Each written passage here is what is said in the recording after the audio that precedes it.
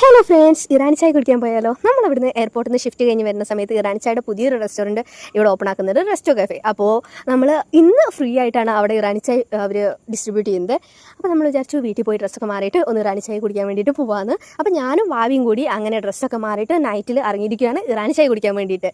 നമ്മളവിടെ പോയി അവിടെ അവർ സ്നാക്സും കാര്യങ്ങളൊന്നും സെറ്റ് ആക്കിയിട്ടില്ല, ഇനിയുള്ള ദിവസം മുതൽ അതുണ്ടാവും. അപ്പോൾ നമ്മുടെ എയർപോർട്ടിൻ്റെ പോകുന്ന വഴിക്ക് തന്നെയാണ് ഇറാനി ചായയുടെ ഷോപ്പ് വരുന്നത്.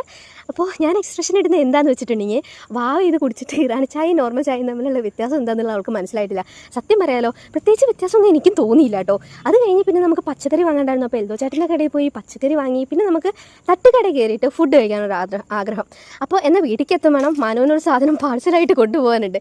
അപ്പോൾ നമ്മൾ വിചാരിച്ചു എന്നാൽ തട്ടുകടയിൽ നിന്ന് പാഴ്സൽ വാങ്ങാമെന്ന്. അപ്പോൾ നമ്മളവിടെ പാഴ്സൽ വാങ്ങാൻ വേണ്ടിയിട്ട് ഇരിക്കുന്നത് കണ്ടപ്പോൾ കുറച്ച് നേരം വെയിറ്റ് ചെയ്യേണ്ടതെന്ന് ഓർത്ത് ചേട്ടൻ ചായക്ക് തന്നിട്ട് കോംപ്ലിമെൻ്ററി. സത്യം പറയാലോ, അതിനെയാണ് കിസ്മീസ് എന്ന് പറയുന്നത്.